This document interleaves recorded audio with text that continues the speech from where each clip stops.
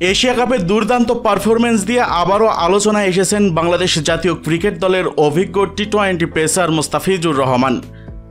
সাময়িক ফর্মহীনতায় কিছুদিন আগে 4 ধাপ পিছিয়ে পড়েছিলেন তিনি।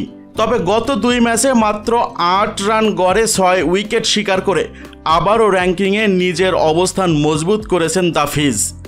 ইন্টারন্যাশনাল ক্রিকেট কাউন্সিল আইসিসি সর্বশেষ প্রকাশিত টি-20 বোলারদের র্যাঙ্কিংয়ে 6 ধাপ এগিয়ে এখন তিনি 9 নম্বরে। মোস্তাফিজুর রহমানের বর্তমান র্যাটিং পয়েন্ট 660। তবে সমান র্যাটিং পয়েন্ট নিয়ে মোস্তাফিজুর রহমানের সাথে 9 নম্বরে যৌথভাবে আছেন রশিদ খান।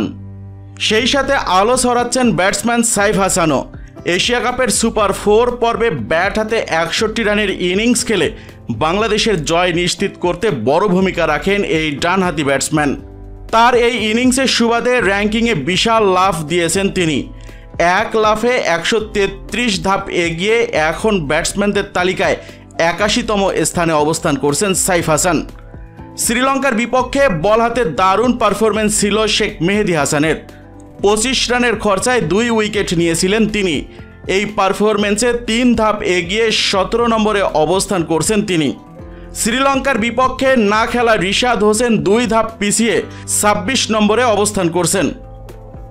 শ্রীলঙ্কার বিপক্ষে খেললেও দিনটি ভালো যায়নি তাসকিন আহমেদের। 37 রান খরচায় 1 উইকেট নেন তিনি।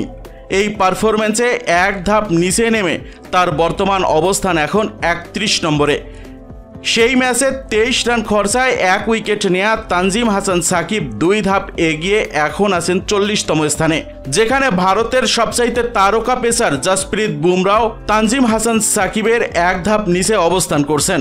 তানজিম হাসান সাকিব 526 র্যাটিং পয়েন্ট নিয়ে 2 ধাপ এগিয়ে 40 নম্বরে অবস্থান করছেন, যেখানে 523 র্যাটিং পয়েন্টধারী জাসপ্রীত বুমরাকে তিনি পিছনে ফেলেছেন।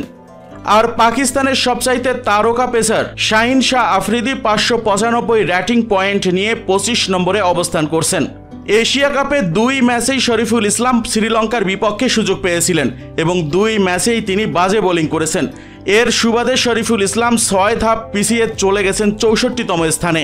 ভারতের মতো পরাশক্তির বিপক্ষে এমন সুখবর নিশ্চয়ই মোস্তাফিজুর রহমানকে আত্মবিশ্বাস যোগাবে এই ম্যাচে ভালো খেলতে।